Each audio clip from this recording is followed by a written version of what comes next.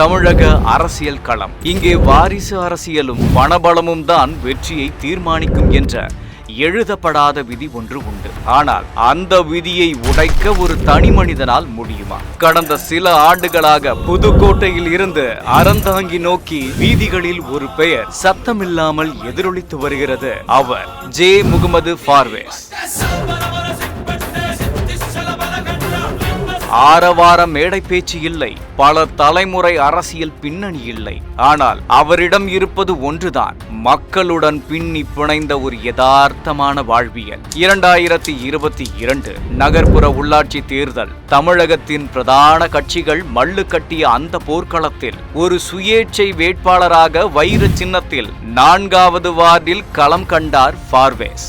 அரசியல் விமர்சகர்கள் மற்றும் மற்ற கட்சியினர் இவரை ஒரு போட்டியாளராக கூட பார்க்கவில்லை. ஆனால் தேர்தல் முடிவுகள் வந்தபோது நிலவரமே வேறாக இருந்தது. பெரிய கட்சிகளின் வாக்கு வங்கியை சரித்து ஒரு சாமானியனாக தனது தலைவர் தளபதி விஜயின் புகைப்படத்தை மட்டுமே காண்பித்து அவர் பெற்ற வெற்றி தமிழக வெற்றி கழகத்தின் முதல் வெற்றிகரமான மாடலானது.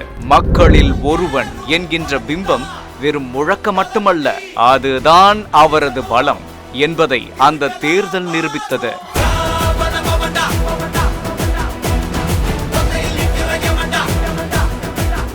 இன்று ஃபார்வேஸின் பயணம் வார்டு உறுப்பினரோடு நின்று விடவில்லை.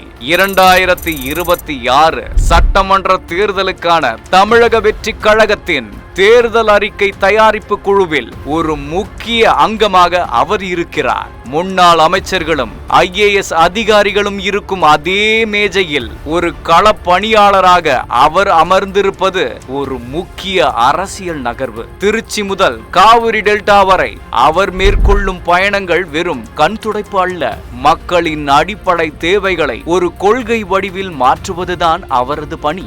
நாம் கவனிக்கும் போது அவர் மக்களின் குரலை அதிகாரப்பூர்வமான ஆவணமாக மாற்றும் ஒரு பாலமாக தெரிகிறார். சோதனைகள் வரலாம், அரசியல் நெருக்கடிகள் சூழலாம், ஆனால் ஃபார்வேஸ் போன்ற அடிமட்ட தொண்டர்களை முன்னிறுத்துவதன் மூலம் ஒரு புதிய அரசியல் கலாச்சாரத்தை டிவிக்கு கட்டமைக்க முயல்கிறது.